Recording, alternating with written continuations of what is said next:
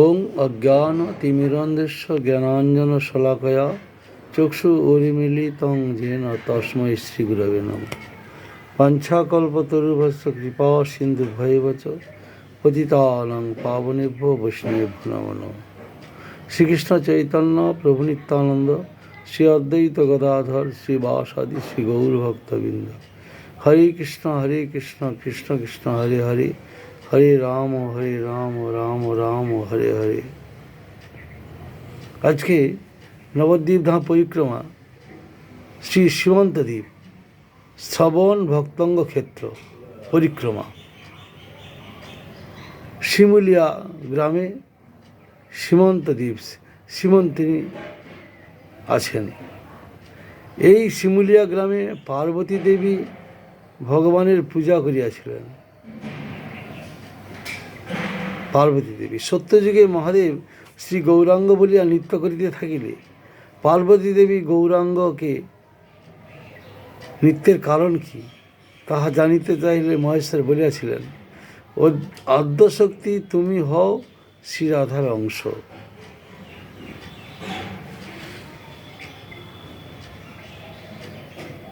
তোমারে বলিব তত্ত্বগণ অবতংশ।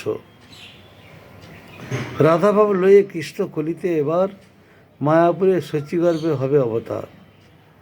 কীর্তনাঙ্গেতে মাতি প্রভু গোরামণি বিতরিবে প্রেম রত্ন পাত্র নাহি গণি। এই প্রেমবন্যা জলে যে জীব না ভাসে ধিক তার ভাগ্যে দেবী জীবন বিলাসে।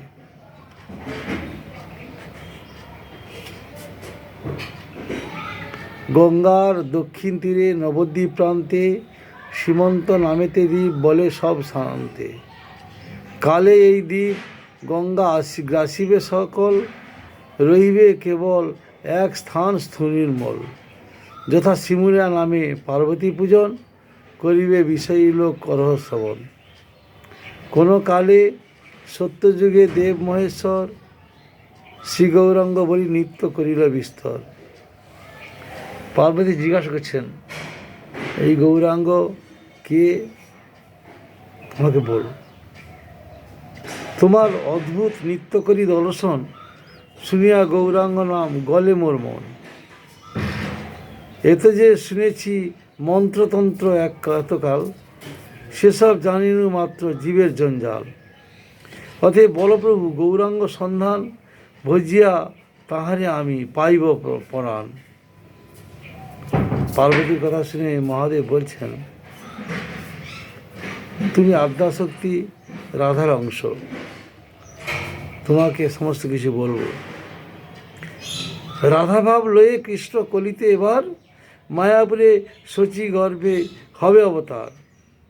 কীর্তন রঙ্গেতে মাতি প্রভু গোরামণি বিতরিবে প্রেমধন পাত্র নাহি গণি। প্রেম ধন বিতরণ করবেন, পাত্র পাত্র বিচার নেই। এই প্রেমবন্যা জলে যে জীব না ভাসে ধিক তার ভাগ্যে দেবী জীবন বিলাসে। প্রভুর প্রতিজ্ঞা স্মরি প্রেমে যাই ভাসি, ধৈর্য না ধরে মন ছাড়িলাম কাশি। মায়াপুর অন্তর্ভাগে জাহ্নবী তীরে গৌরাঙ্গ ভজিব আমি রহিয়া কুটিরে। ধৈর্যটির বাক্য শুনি পার্বতী সুন্দরী আইলেন সীমন্ত দ্বীপেতে তাড়াতাড়ি করে মহাদেবের কথা শুনে পার্বতী দেবী এসেছিলেন। শ্রী গৌরাঙ্গ রূপ সদা করেন চিন্তন, গৌর বলি প্রেমে ভাসে স্থির নহে মন। কতদিনে শ্রী গৌরাঙ্গ কৃপা ভিতরিয়া পার্বতীরে দেখা দিলা সগণে আসিয়া। পার্বতী এখানে গৌরাঙ্গের ধ্যান করেছিলেন, গৌরাঙ্গ দর্শন করে দিলেন। সুতপ্ত কাঞ্চন বর্ণ দীর্ঘ কলেবর, মাথায় চাকর কেশ সর্বাঙ্গ সুন্দর। ত্রিকচ্ছ করিয়া বস্ত্র তার পরিধান, গলে দোলে ফুলমালা অপূর্ব বিধান। প্রেমে গদগদ বাক্য কহে গৌর রায়, বল গো পার্বতী কেন আইলে হেথায়। পার্বতী গৌরাঙ্গের রূপ দর্শন করছেন। পার্বতী বলছেন, কেন এখানে এসেছ। পার্বতীকে বলছেন, মহাপ্রভু জগতের প্রভু পদে পড়িয়া পার্বতী জানায় আপন দুঃখ স্থির নহে মতি। ওহে প্রভু জগন্নাথ জগৎ জীবন সকলের দয়াময় মোর বিড়ম্বন। সকলকে দয়া করেছেন, আমাকে হয়তো তব বহির্মুখ জীবে বন্ধন কারণ নিযুক্ত করিলা মোরে পতিত পাবন। আমি থাকি সেই কাজে সংসার পাতিয়া তোমার অনন্ত প্রেমে বঞ্চিত হইয়া।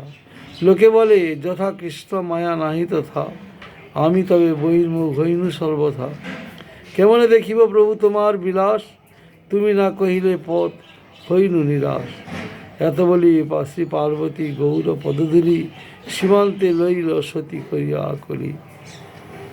গৌরের চরণ ধুলি নিয়ে মাথায় দিলেন পার্বতী। সেই হইতে শ্রী সীমান্তদ্বীপ নাম হইল। শিমুলিয়া বলি অজ্ঞ জনেতে কহিল। শ্রী গৌরচন্দ্র তবে প্রসন্ন হইয়া বলিল পার্বতী শুনো কথা মন দিয়া, তুমি মোর ভিন্ন নও শক্তি সর্বেশ্বরী। এক শক্তি দুই রূপ মম সহচরী।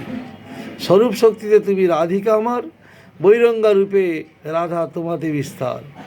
তুমি নইলে মোর লীলা সিদ্ধ নাই হয়, তুমি যোগমায় রূপে লীলাতে নিশ্চয়। ব্রজে তুমি পূর্ণমাসী রূপে নিত্যকাল, নবদ্বীপে পৌরা মায়া সক্ষেত্রপাল। এত বলি শ্রী গৌরাঙ্গ হইল অদর্শন, প্রেমাবিষ্ট হয়ে রহে পার্বতীর মন। সীমন্তিনী দেবী রূপে রহে এক ভিতে, প্রৌঢ়া মায়া মায়াপুরে রহে গৌরভীতে।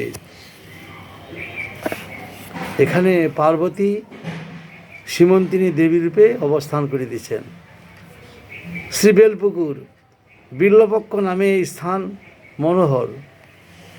বেল পুকুরিয়া বলি বলে সর্ব নর, ব্রজধামে যারে শাস্ত্রে বলে বিল্লবন। নবদ্বীপের সেই স্থান করদর্শন, এখানে সেবিত শ্রী মদন গোপাল বিগ্রহ। মহাপ্রভুর মামাবাড়ি বেলপুকুর।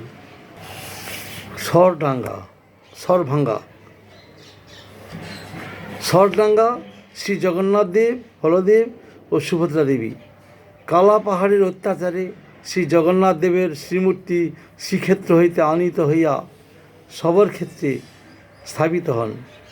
পরে কাল প্রভাবে গঙ্গা তটবাসী উপাধ্যায় বংশ স্বপ্নাদেশক্রমে শ্রী জগন্নাথ দেবের সেবা করে থাকেন। এই স্থানে শ্রী জগন্নাথ দেব সবরগণকে কৃপা করিবার জন্য অবস্থান করিতেছেন। এই স্থানটি অভিন্ন শ্রী পুরুষোত্তম ক্ষেত্র।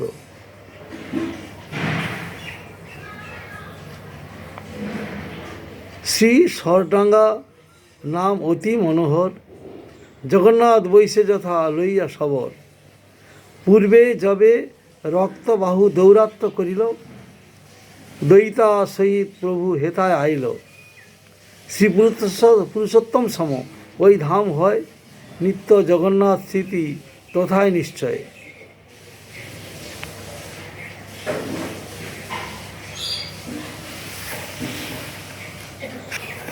খোলা ভেচা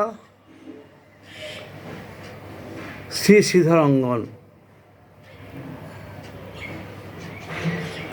শ্রী শ্রীধর শুনিল যবে প্রভু আগমন, সাষ্টাঙ্গে আসিয়া করে প্রভুর পূজন। বলে প্রভু বড় দয়া এ দাসের প্রতি, বিশ্রাম করো হেতা আমার মিনতি। প্রভু বলে তুমি হও অতি ভাগ্যবান, তোমারে করিল কৃপা গৌর ভগবান। অদ্য মোরা এই স্থানে করিব বিশ্রাম, শুনিয়া শ্রীধর তবে হয় আপ্তকাম। বহু যত্নে সেবাযোগ্য সামগ্রী লইয়া রন্ধন করায় ভক্ত ব্রাহ্মণের দিয়া। মহাপ্রভু লইলেন শ্রীধরের খোলা, অদ্যাবধি মোচাথর লইয়া শ্রীধর শ্রী সচিমাতাকে দেয় উল্লাস অন্তর। শ্রীধর শুনিয়া যবে প্রভুর আগমন, সাষ্টাঙ্গে আসিয়া করে প্রভুর পূজন। শ্রীধর ভাগ্যবান ব্যক্তি, মহাপ্রভু তাহাকে কৃপা করিয়াছিলেন। অদ্যাবধি মোচাথর লইয়া শ্রীধর সচিমাতাকে দেন উল্লাস অন্তর। ইনি দ্বাদশ গোপালের অন্যতম, ব্রজের কুসুমাসব গোপাল। বিষয় মধান্ধ ব্যক্তিগণের চোখে ব্যবহারিক দুঃখে প্রপীড়িত বলিয়া প্রতিভাত বিশ্বম্ভর ভক্তগণের অসমর্থ মহত্বের সাক্ষ্যস্বরূপ শ্রীধর নবদ্বীপ মণ্ডলে অবতীর্ণ হইয়াছিলেন। শ্রীধরের ভাঙ্গা ঘর, চালে খড় নাই, গৃহে আসবাবপত্র কিছুই নাই। প্রভু শ্রীধরের অঙ্গনে সংকীর্তন ও নৃত্য করিতে লাগিলেন। শ্রীধরের গৃহে ক্ষুদ্র বারান্দায় এক ভগ্ন লৌহ পাত্র ছিল। প্রভু তাহার জল পান করিয়াছিলেন। শ্রীধর দূর থেকে দেখিয়া হায় হায় করে কি করিয়াছিলেন। মহাপ্রভু বলিয়াছিলেন, তোমার জলপান করিয়া আমার দেহ পবিত্র হইল। বৈষ্ণবের জলপানে বিষ্ণু ভক্তি হয়। জগৎগুরু প্রভুপাদ শিল ভক্তি সিদ্ধান্ত সরস্বতী গোস্বামী ঠাকুরের নির্দেশে শ্রীধর অঙ্গনে শ্রী মন্দিরে শ্রী গৌর পাদপীঠ সংস্থাপিত হইয়াছে। বাঞ্ছা কল্পতরুবশ কৃপা সিন্ধু ভয়বচ পতিতানাং পাবনেভ্যো বৈষ্ণবেভ্যো নমো নমঃ।